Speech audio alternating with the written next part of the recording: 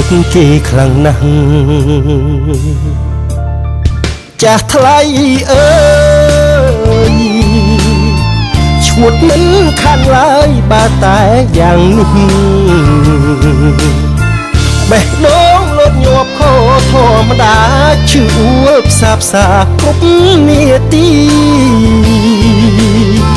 នៅមិនសុខទីចង់ជួបគេណាស់ម្ដងម្ដងសើស្ទះទ្រង់ព្រះជាពីគេធ្វើមិនដឹងខឹងខ្លួនឯងប្រច័ណ្ឌហួងហែងគ្រប់នាទី